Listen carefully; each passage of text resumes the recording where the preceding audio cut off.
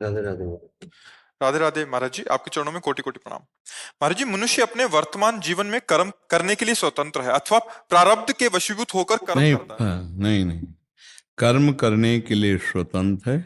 प्रारब्ध उसके कर्म के फल पर प्रहार कर सकता है। जैसे हम कर्म कर रहे हैं और हमारी उन्नति होनी ही चाहिए क्योंकि हम अच्छे ढंग से कर्म कर रहे हैं, लेकिन घाटा लग गया, हार गए या कोई विघ्न पड़ गया, वो कर्म का फल हमें नहीं मिला, वो प्रारब्ध भोग था। कर्म करने के लिए मनुष्य स्वतंत्र है। वो पाप कर्म कर सकता है या पुण्य कर्म कर सकता है या दोनों से विलग भगवत कर्म कर सकता है। अब उसके कर्म फल में जो बाधा आती है वो प्रारब्ध भोग होता है। जैसे आप जा रहे हैं वृंदावन बिहारी जी के दर्शन करने, अब एक्सीडेंट हो गया, लद के आप पहुंच गए आगरे, ये है प्रारब्ध। आपने सत्कर्म के लिए कदम बढ़ाया, प्रारब्ध ने मारी टांग के आपको पीछे कर दिया। प्रारब्ध पूर्व निश्चित किया हुआ जो हमारा कर्म है वो है, वो आकर के।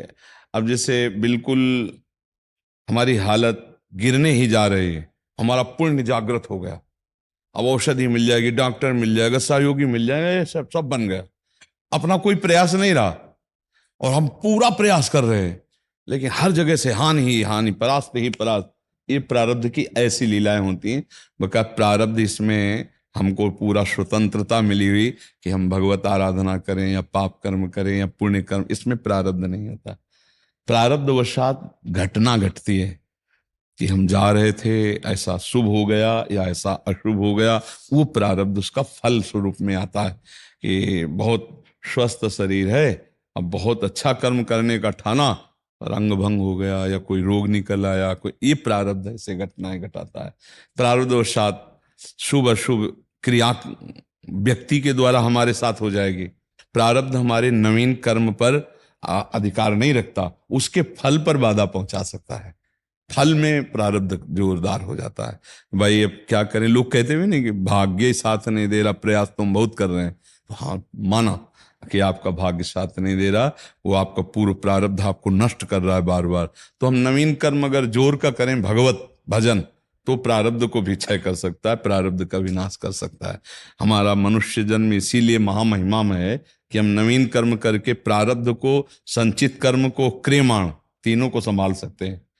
और नहीं तो फिर हम में और पशु में अंतर क्या रहेगा? प्रारब्ध ही भोगना है तो पशु भी तो प्रारब्ध ही भोगता है। हम नया निर्माण करेंगे, ऐसा कर्म करेंगे कि सब भस्म करके, अगर सब भस्म ना होते होते तो भगवत प्राप्ति कैसे होती? समझ पा रहे हैं आप लोग? हाँ हाँ हाँ, प्रारब्ध कर्म जो है वो फल के रूप में आता है। हमारे कर्म के परिणाम को वो बिगाड़ सकता है, कर्म करने का पूरा अधिकार है। एकदम स्पष्ट हो गया, एकदम स्पष्ट हो गया महाराज जी। शिवम सिंह जी, नैमिषारण्य से।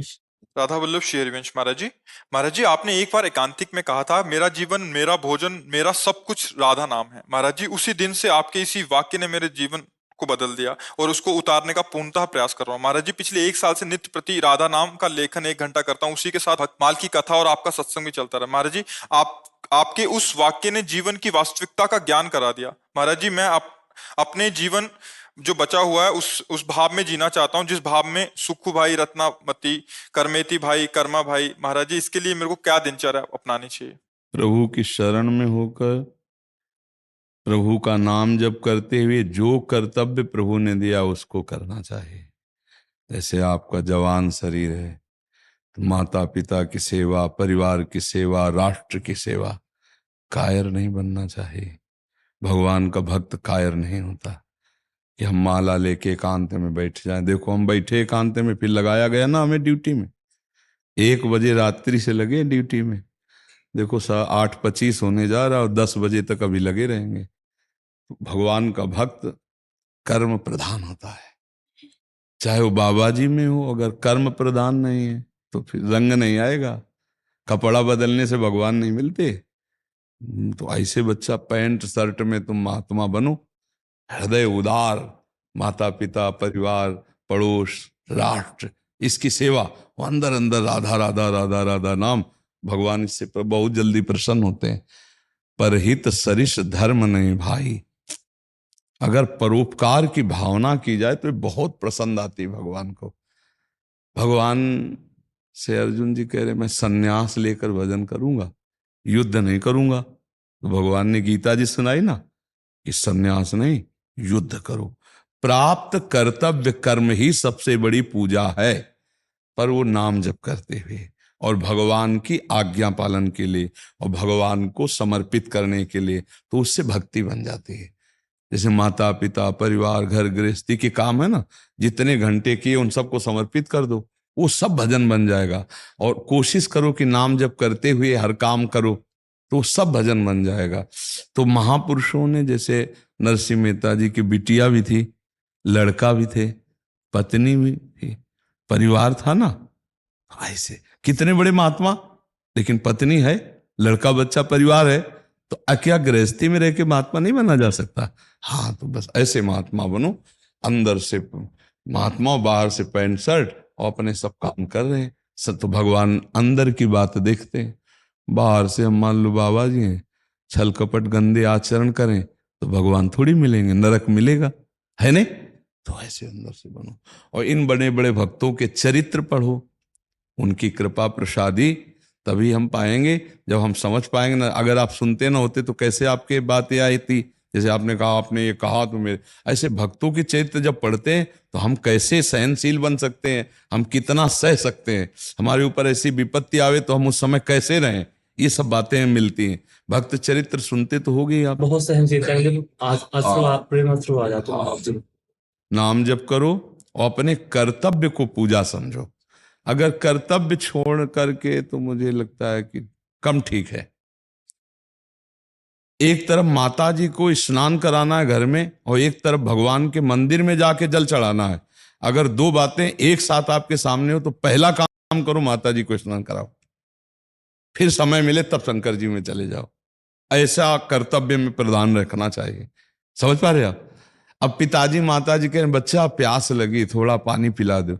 बोले नहीं, पहले शंकर जी को चढ़ा के आएंगे। तो वहां शंकर जी नहीं पिएंगे, क्योंकि वहां शंकर जी मांग रहे हैं, वहां तो दिया नहीं। तो ये प्रधानता, पहले कर्तव्य कर्म की प्रधानता रखी जाए, तो फिर भगवान का ऐसा भक्त बन सकता है जैसा आप चाह करते हो कि बड़े बड़े महापुरुषों ने जैसे भक्ति की, वैसे हम भी भक्ति करें।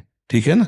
महाराज जी, एक प्रश्न हो रहा है कि अगर राधा नाम लेते हुए अगर प्रेम के अश्रु आ जाए तो उसका क्या फल होगा? बहुत कृपा है, बहुत कृपा है। वो कब हमें लगता है कि राधा नाम का फल प्रकट हो रहा है कि अश्रु आ रहे हैं। प्रेमाश्रु से भिंगो भिंगो कर हम बोले राधा राधा राधा। जिस दिन प्रेमाश्रु नहीं आता बाबा, उस दिन बेकार लगता है, दिन बेकार। हाँ, पर नाम में प्रधान बुद्धि रखो और किसी से अपनी होड़ न करना कि मैं श्रेष्ठ हूं। अगर ऐसी भावना आएगी तो फिर सब में भगवान प्रभु को देखने की। हाँ, और एकांत में जो अपने अंदर भगवत भाव आता है वो किसी से बताए नहीं। यहाँ तो बता दिया, अब एकांत में जैसे नाम जपते हुए आंसू आते हैं, हम नहीं बताएंगे। जैसे हम अपने पाप कर्म किसी को नहीं बताते भला, कि हम समाज में कह दें जाकर कि हमने अमुक पाप कर्म किया, नहीं कहते, छुपा लेते हैं। तो हम फिर पुण्य कर्म क्यों कहे? पुण्य कर्म को हम बचाएं, लेकिन अहम हमारा जागृत ना हो जाए, ये हमें देखना है कि कहीं हम भगवान नाम लेते हुए, राधा नाम लेते हुए रोते हैं तो हम बड़े भक्त हैं, और ये बात चार के कानों में पहुंचे तो फिर हमारी भक्ति बाधित हो जाएगी। अपने बच्चा हो ना, इसीलिए इसको बचाने के लिए कह रहे हैं, इसको बचाओ। और प्रभु और गुरु सब जानते हैं, प्रभु जानत सब बिनहि जलाए। वो तो अंतर्यामी, वो तो जान ही रहे कि आप उनके लिए रो रहे हो, फिर औरों को बताने से जरूरत क्या? तो भगवान के अनुभव की बातें छुपा ले, आगे से कभी मत कहना। ठीक है? रजनी तिवारी